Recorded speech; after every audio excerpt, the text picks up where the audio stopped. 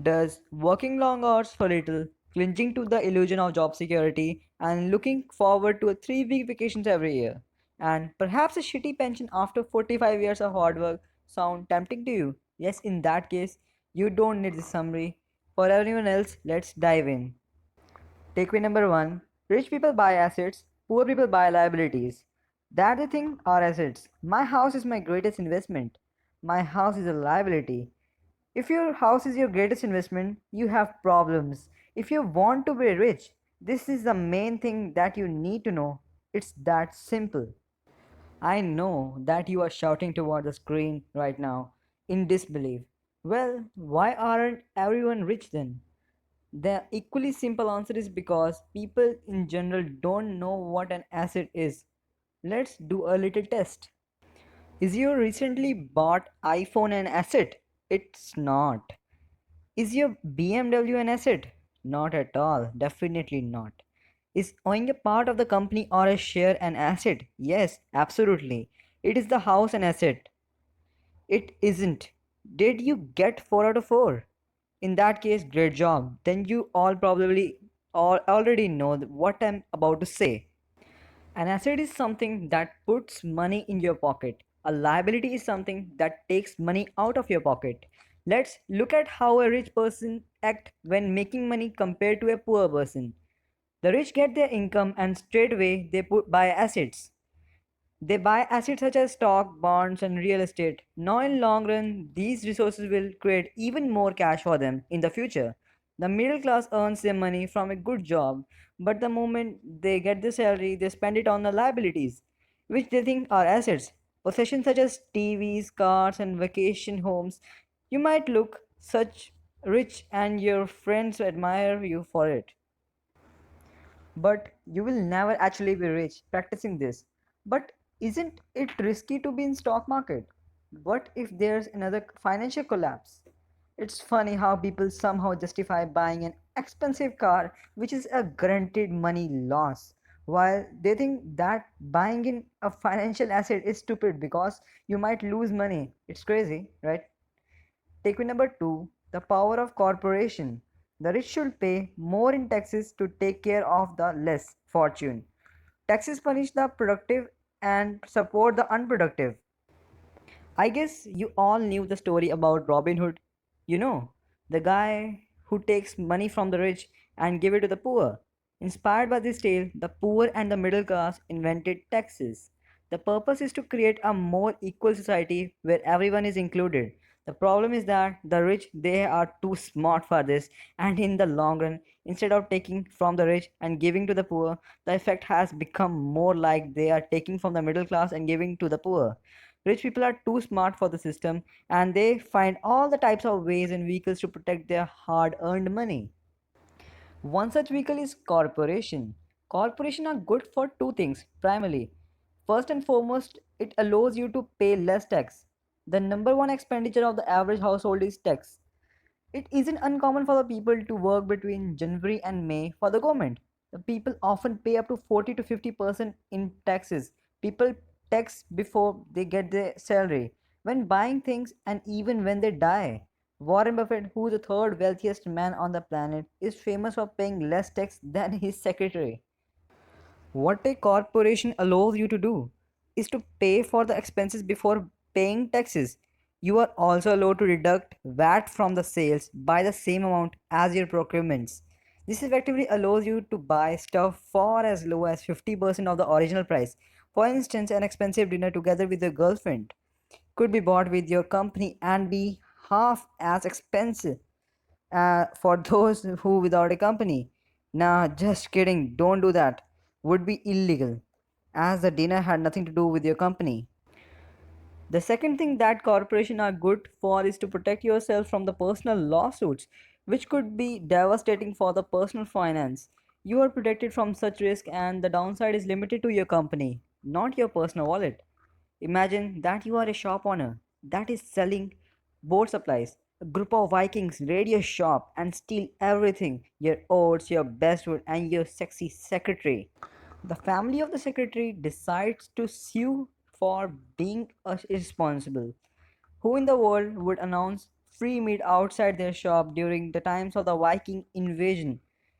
You lose in court because of your carelessness, which would force you to file your personal bankruptcy. If you were without a company in this case, though, you had one, and the lawsuit is limited to the company. Takeaway number three, stop focus on your income, focus on your assets. Study hard so you can get a good job for a great company. No. Study hard so you can find great companies to buy. Robert Kiyosaki, poor dad, had a PhD but was always a struggle with money. His rich dad didn't even finish his high school and yet he had a lot of money. His PhD dad studied so many years just to get a few hundred extra in salary every month. On the other hand, his rich dad used those years to start acquiring assets.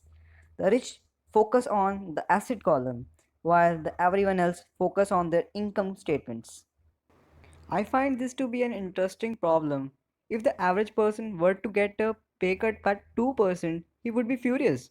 On the other hand, if he loses 2% in the stock market, which is his asset, he shrugs it off by blaming bad luck or bad asset managers. Yet for the same people, it's a worse situation to lose 2% of their assets than to lose 2% in the salary.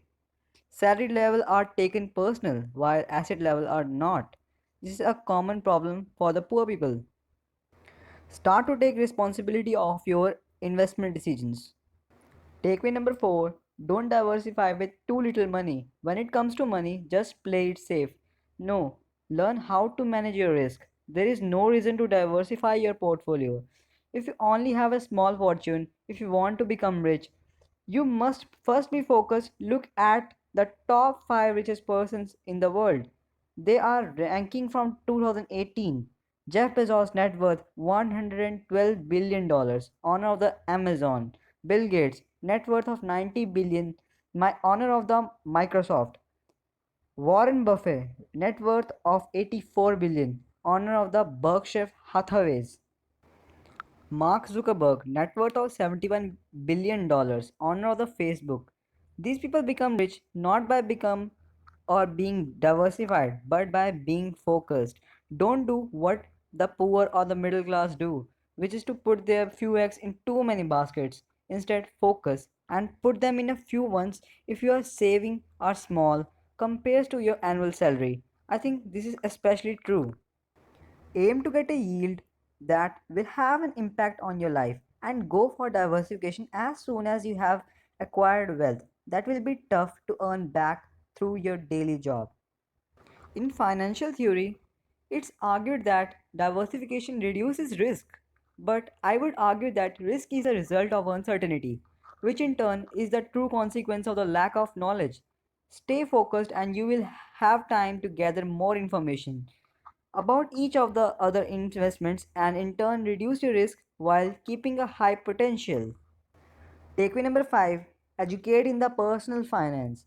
The love of money is the root of all evil. The lack of money is the root of all evil. Money is a form of power, even more powerful though. In financial education, money without financial intelligence is a money soon gone. This is the reason why famous people such as Johnny Depp and Mike Tyson have been filing for bankruptcy even though they have earned big time. One of the reasons why the rich get richer, the poor get poorer, and the middle class struggles in debt is because the subject of the money is taught at home, not in school. Many of us learn financial education from our parents. This means that if our parents aren't rich already, you need to start getting advice from somewhere else on how to do it. There are four parts of the financial literacy that you should focus on according to the Robert Kiyosaki. Number one is accounting. Accounting is the ability to read, be it with the number from an annual report or from the personal bank account. Number two is investing. That is the science of the money making. Number three is understanding the market. At least you should understand the basic rules of supply and demand. Number four is the law. Understanding the tax advantages and the personal protection provided by the corporations. Don't be afraid to spend your money on education that will improve your knowledge and develop skills necessarily to beat your weakness. The author spent many thousands of dollars throughout his life on seminars, books, and so on. And guess what? The return from these investments are unmatchable. Arrogant people often find this hard to do. They already know everything and rather talk about what they know than try to learn something new. Listening is more important than talking. If that weren't true, God would not have given us 2 ears and only one mouth. Let's sum it all. Takeaway number one is that you must buy assets to start generating passive income every month. Takeaway number two is that a corporation is a useful vehicle to protect yourself from the losses and to be able to pay yourself first, not the government. Number three is to start taking responsibility of your own investment decisions. They are even more important than your salary. Advice number four is that you must invest in a focused manner to grow a large fortune. Number five is that the advice to start educating yourself in personal finance, focus on accounting, investing, and understanding the market. And thanks a lot.